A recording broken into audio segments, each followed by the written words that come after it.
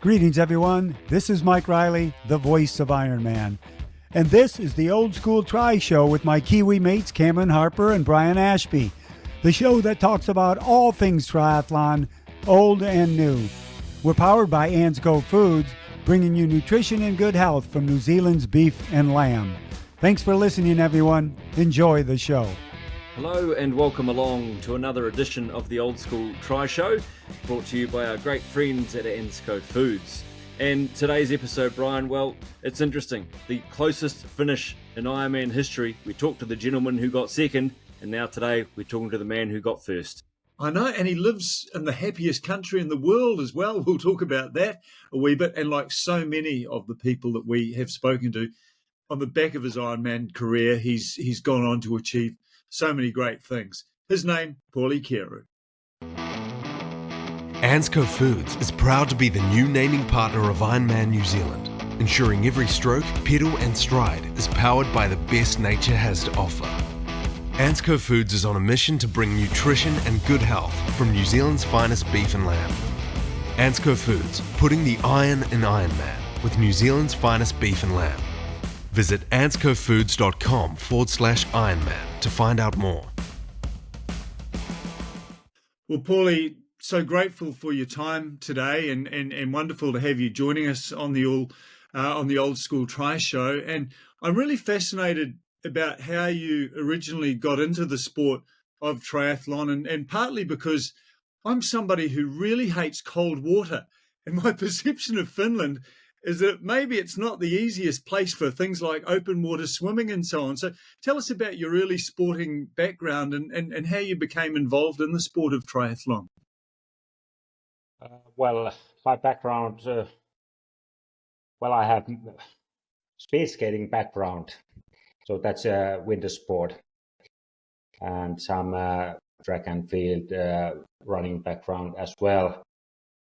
But when I got involved to triathlon, it was 84, in September 84, when I started to train for triathlon. And I was at that point already 22 years old, I think. So quite late. What inspired you? What drew you to the sport of triathlon? Julie Moss. Julie Moss. Yeah. I saw a TV show from Ironman Hawaii, and that was the year when Julie was second. She had some troubles just before the finish, as we all know. So she really inspired me, and that race inspired me. That okay, that's a real sport when you have to take all out what you have. So you thought one day you'd like to crawl over a finish line too? Well, I would like to put it in that way, but the long distance and because if I think, for example, speed skating, it takes 500 meters, 1500 meters. It's sprint. So I realized as a young boy that's not my strongest part. So I need to find something which lasts a few hours. Was there much of a triathlon community at all, Pauli, or were you early in the triathlon years in Finland? Well, the first triathlon we had in Joroinen in 83. I think it was 83 or 84. So we had 200, 300 triathletes before I got involved. Not much. So only just one race, and that was it. And my plan was just train for 1 year to part to Joroinen and quit. It's like a once in a lifetime. You want to run, for example, marathon, and you want to do it just once. That's enough. That was my plan. So why didn't that work out for you? What hooked you? How did you sort of find the love? Well, I met good friends, and I was relatively successful in my first year I was third in Joroinen in Finnish championships, and I realized also that some small money is involved in triathlon. So in those years, those days, I was still studying in University of Turku. My budget was very slim, so I realized that okay, maybe I can make some extra money from this sport. I'm So guessing you had really amazingly strong, long hamstrings from the skiing and the speed skating and so on, and a really good aerobic base coming into the sport, which would have set you up very well. yes, and maybe see my background, and of course we have different muscle times, and some of us are better in sprint distance. Some of us are better in longer ones, and I'm really like a diesel engine. And so those early triathlon years, Pauli, what sort of distances were you racing? Mainly Olympic distance and half distance. My first Ironman distance race was in Säter, Sweden, '86, and that was the Open European Championships, and that was the year I met first time Dave Scott, Scott Tinley, and Erin Baker. She was also in Säter, '86. I think Scott Molina was not there in that year. Yeah. So you had this is a very short sort of time frame here, and you're making a mark very, very early in your career. You must have sort of had quite a meteoric rise and felt pretty confident about your place in the sport. Could you please repeat? This all happened fairly quickly. The time frame in which from starting as a rookie to racing against people like Tinley and being on a start line with Erin Baker, it all happened very quickly. So I guess you must have realized early on that you were pretty good at this sport. Well, I had a strong feeling that I can do quite well in Ironman distance, and that was the main idea after the first year. And '87 was my first year in Hawaii, and I was 10th, I think. Yes, just managed to beat Paula Fraser on the finish line. Yeah. What was your swim? Did you have a swimming background at all coming into the sport, or was that something that you had to learn when you first came into the sport? Well, that was a real challenge. I was able to swim, but I had no swim background. I think I was 16 or 17 when we got our swimming pool in my hometown. But I was able to swim, but I didn't have any background. And again, Pauli, was there much of a swimming community? Like, did you just go to the pool when you first started doing triathlon and just start swimming, or was it structured, or how did you get into swimming for triathlon? Well, let's see. Mainly the first year I did according my own plan, what was not very smart plan at all. But you have to start from somewhere without no understanding, no knowledge. But later I joined a swimming team in Tampere, which is 30 kilometers from here, and I trained with them in November, December, and early January 92, 93. That really improved my skills because there was a professional coach. Yeah. So what about open water swimming? I mean, how difficult was that in Finland? I know we've just had the 70.3 World Championships there, but was open water swimming much of a thing in Finland? Adjusting from the swimming pool as a rookie, a newbie to swimming, and then going into the open water, how difficult was that? I didn't find it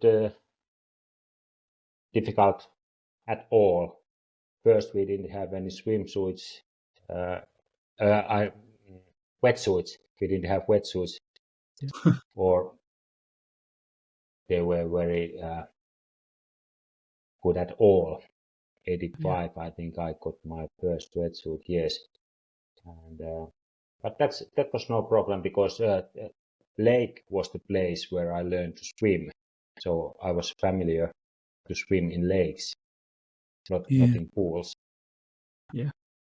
So we had a kind of a summer hut or summer place where our family stayed during summer months. And Pauli, in those early years, I mean, the winter in Finland is obviously very cold, and you have periods where it's very dark as well. So were you away from Finland during winter, or were you training in Finland over those times? I qualified from University of Turku in April 88. And once I got my qualifications, in the next day I was in the plane traveling to Gold Coast. I didn't much. I didn't miss university at all. I was done with university, and I was happy to start real triathlon life. But I wanted to qualify. So after 88, every single year after that, I was in New Zealand and Australia, sometimes in USA during our winter months from early January until end of April. So quite a lifestyle change, Gold Coast and Christchurch and so on, after sort of growing up in Finland and everything. What was it like sort of making a shift down under for all those years? Yeah, you mean after triathlon years? Yes, yeah. After I finished triathlon? After you finish university and when you start, well, Well, it was a quite relief for me because I didn't have to budget time for studying and training. Yeah. So I was able to focus to triathlon, and that was my desire. So Christchurch was the place I liked most, and I was in Christchurch at least 6 years, 6 winter times in a row. Yeah. What drew you to Christchurch? What was it about Christchurch that you liked? What was the reason to go to Christchurch? Yes. Well, I read a story from Triathlete magazine that Scott Molina, Ernie Baker are living there, and even Mark Allen was training there in one winter time. So I guess if they can do it well in Christchurch, maybe I should give a try. Yeah. I like it. It's a very, very, very beautiful place, South Island, New Zealand. Yeah. North Island as well. When you arrived in Christchurch, did you know anyone, Pauli, or did you just come along to Christchurch with your bike and just started meeting people, or how did that work? I didn't know anyone.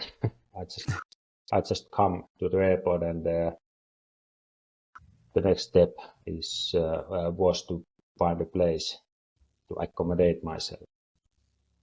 And finally, the first 2 years I lived in different places, but since I think 91, we had a great house in Redcliffe, close to Littleton.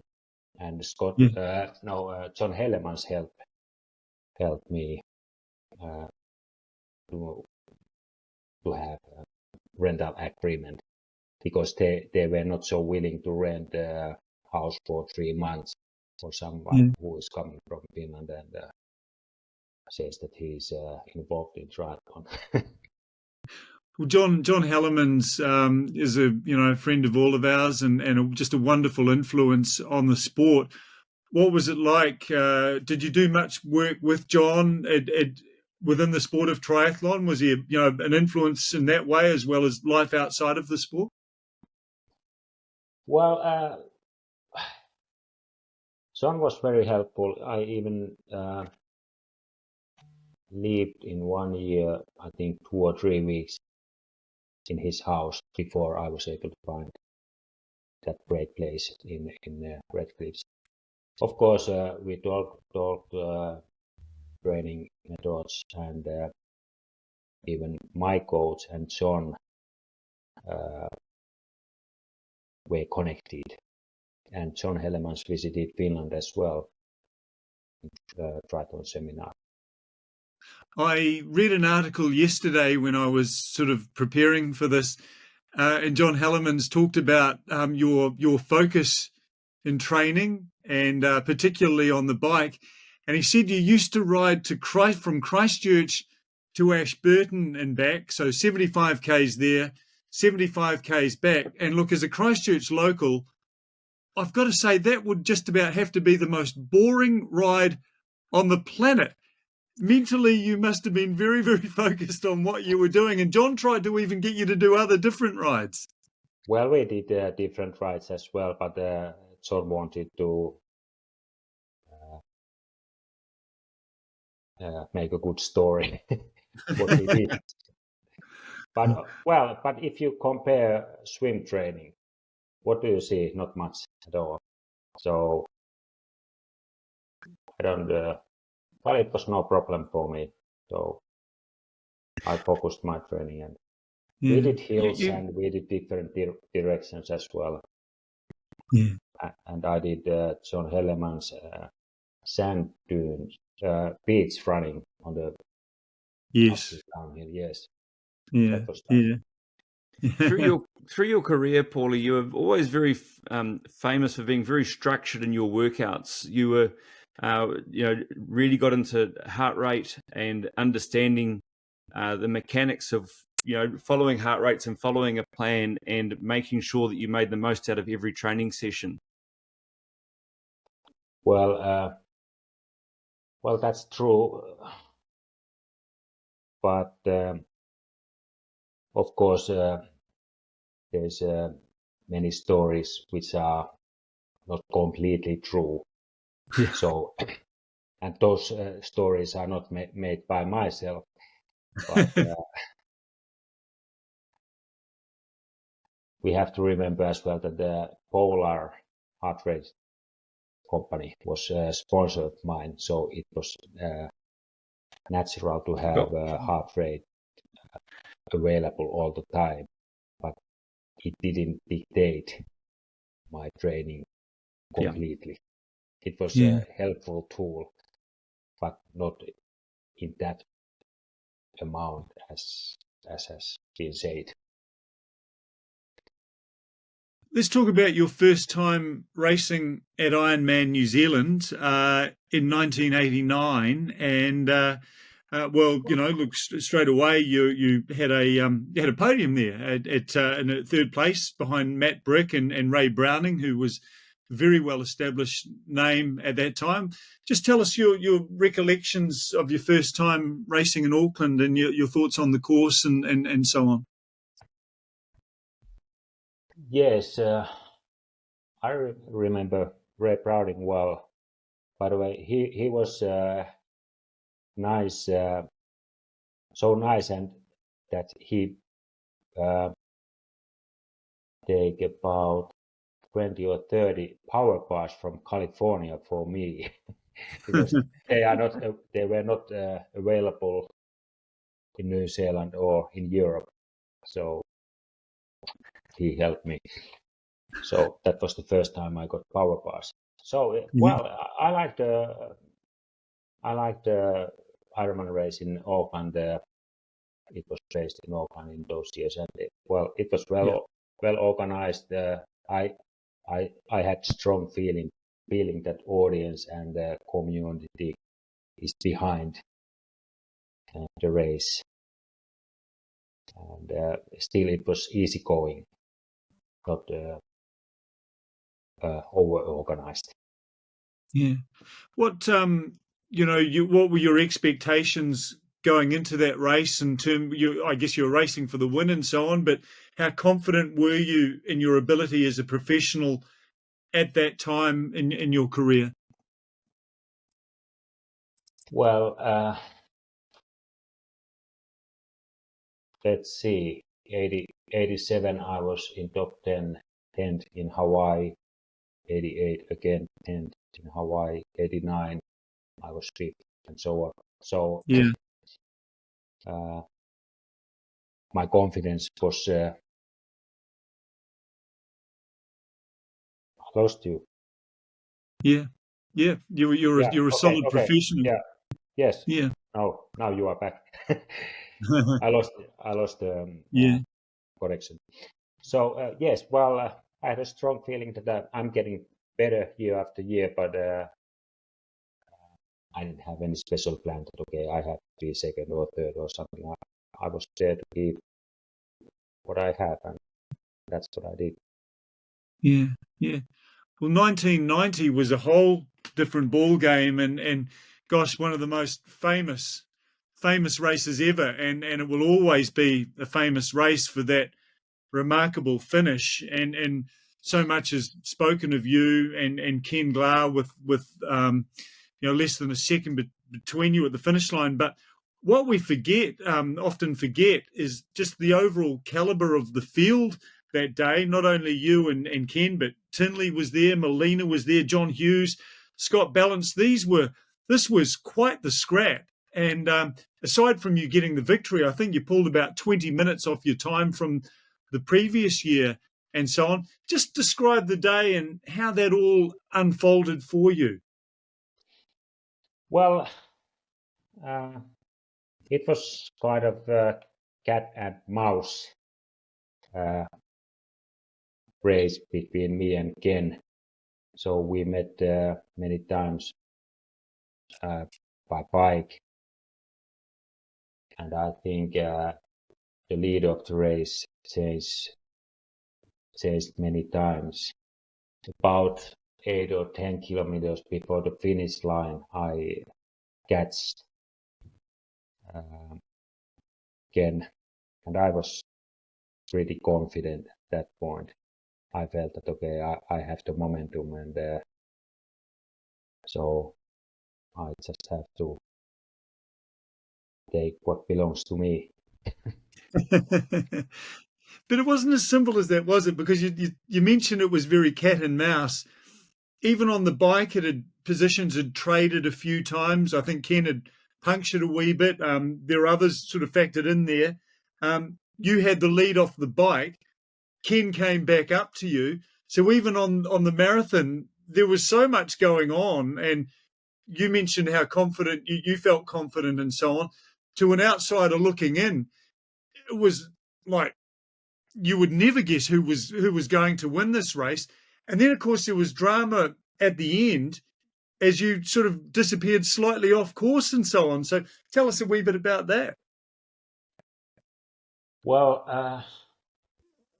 I felt confident, and I think that okay, if I can't drop him before the finish line, I can do it by sprinting him out. But there was a audience all over the places, even inside the fence area, and I was a little bit confused, or I was very confused. And finally, I found myself from the wrong side of the fence, and at that point, I was not very happy at all, because I realized that okay, that was not part of my plan, and Ken is approaching the finish line. He had something 100, 150 meters left. So I had to jump.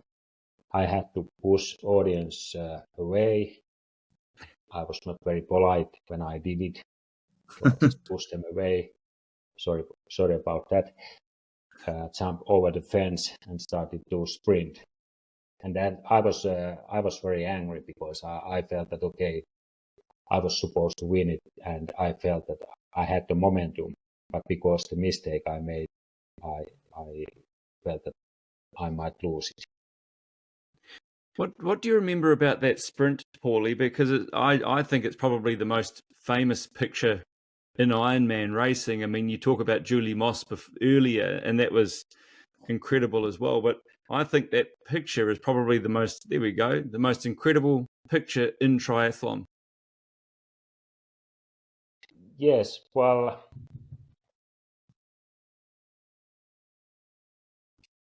yes, it was.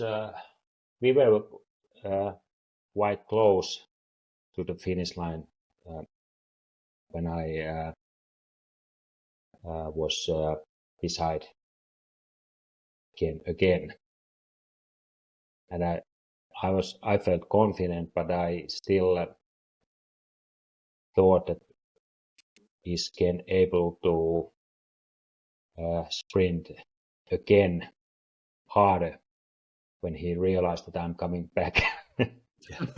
And he was. So I think we had to give all what we had. So, but the difference, what I think, if you check the results, I still have results in my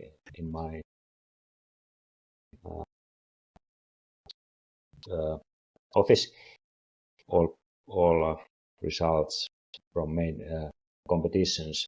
So this time difference between me and Ken is said to be 1 second. Yeah. And it was, I think, distance was 30 centimeters or something like that. So it was not 1 second, it was 0.1 or something like that. Yeah. It's amazing. It's amazing. And Ken, we've spoken with Ken, and he sort of looks back on it. There's certainly no bitterness and so on. In fact, quite the opposite. His sort of feelings on that day and the way it played out and the lessons that he learned that day, and massive respect for you. Did it feel, when it got to the finish line, what was it like between you and Ken? Did the whole sort of situation feel bizarre or a little bit sort of surreal, knowing what you'd done through that day and to be that close to each other right on the finish line? What was the feeling when you crossed the line? Well, I was absolutely happy. First, I had to be sure that I won. Yeah, I had a feeling that I was the first, but you never know where is the exactly the finish line, and and I'm not even sure what part of your body has to cross the finish line first. Is it all right if it's your hand or knee? I think it's chest. So Yeah. I felt that I was the first one, but still I was a little bit afraid that maybe they decided, okay, we have 2 winners today, or yeah. then what, or something like that. But yes, it was my first Ironman win, and it was a big day in that way, and it was a really big boost for me, for my confidence. And after it, I won Ironman Germany twice and Ironman Australia 4 times. Yeah. And I just probably just in terms of underlining what you and both you and Ken achieved that day, you were both 15 minutes ahead of third place, Scott Tinley. So it says a lot about how much you guys beat each other up with the surging and constantly pushing each other. You guys went beyond the limit that day, didn't you? Well, I think we were close to the limit. Yes. I have been few times on the wrong side of the limit, but I didn't feel that bad. I was still young, so it's amazing how fast you can recover and how hard you can push. once you are 60 years old, it takes 2 or 3 days to recover. Yeah. I did today 4K swim, and maybe I can do some weights in gym tomorrow. But day after tomorrow, I have to rest. So For your when you won that race in 1990, Pauli, you were saying you weren't sure if you had won it or not. When did you realize? Did an official say to you you won, or did people just start congratulating you, or do you remember what the story was there? well, I think I started to jump and wave my hands, and Tarja, my wife, she was there. So I think that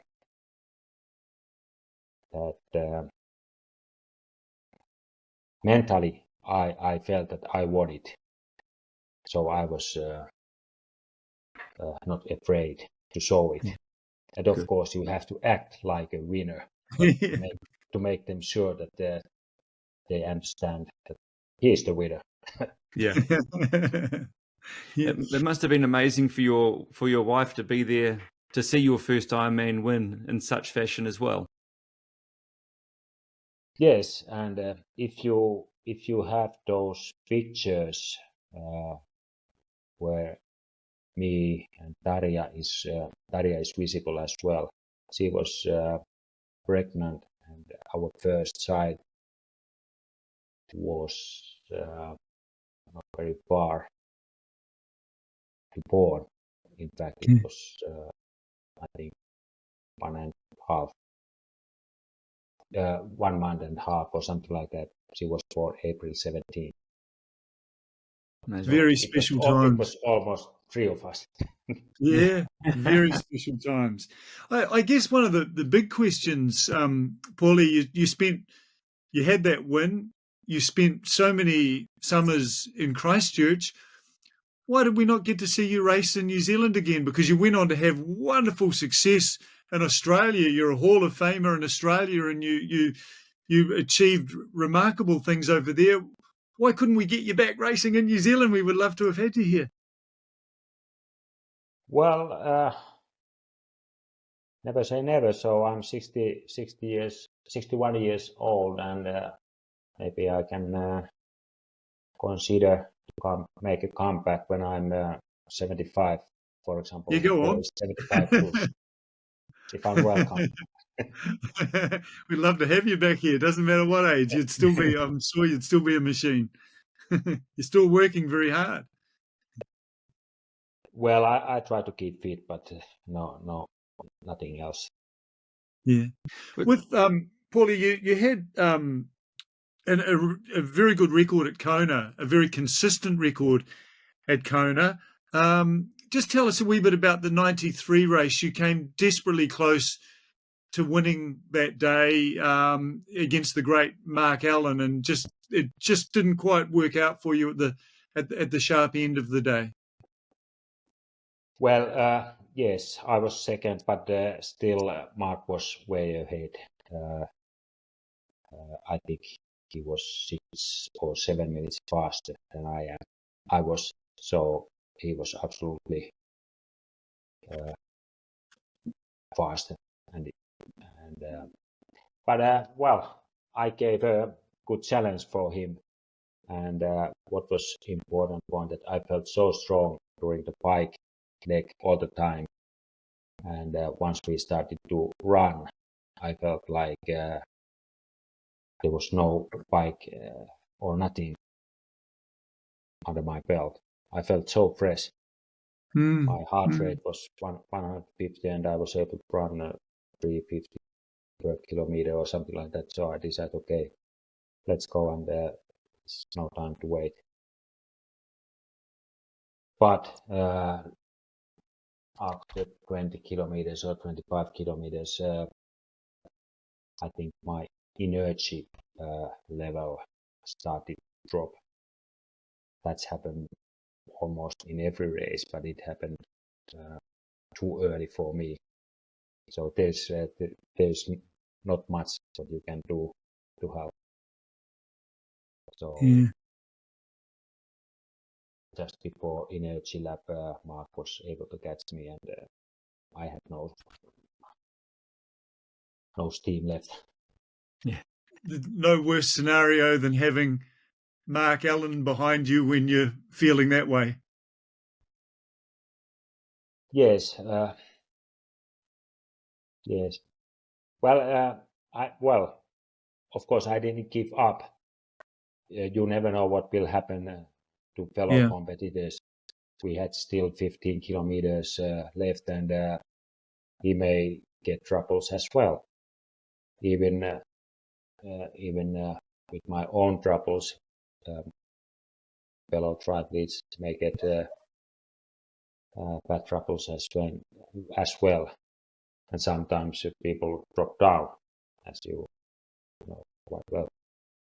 Yeah. So I didn't give up, but Mark, he won 6 times in Hawaii, and he was way ahead. He was a great champion. Certainly was, yeah. Can I just ask, Ironman Australia, like Brian was saying earlier, you had a magnificent streak of wins there, Pauli. That must be, it's very important and should be celebrated. You obviously enjoyed that course they had in Australia, and you had a lot of success there. Yes, yes. It was quite difficult for me to decide whether to focus to New Zealand or Ironman Australia, because I like both races, but it was too much to have them both. Yeah. So it was, I think, 5 or 6 weeks between those 2 races, and that's not enough. And if me and my coach, we thought, okay, maybe time in Australia is better for us because the season is coming in Europe, and the Ironman Australia took place in April.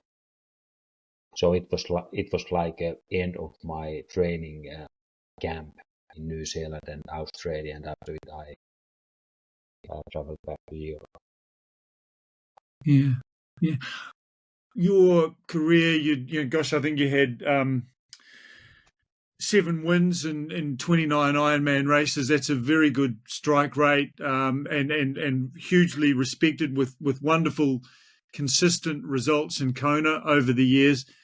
What made you sort of, at what points, and what was the catalyst for retirement? What made you sort of think now's the time to step away from the sport? Well, quite simple. I was getting slower, and I was fed up of triathlon. It didn't inspire me anymore. Yeah. So after, I finished triathlon. My last race was Ironman Zurich in Switzerland, August 98. And after it, I didn't even swim at all in 1 year, because the smell and sound what we had in the swimming pools made me sick. It's kind of like it's too much to say I was burned out, but I was tired. I was done. I have seen. But now today I was in the pool again. Yeah.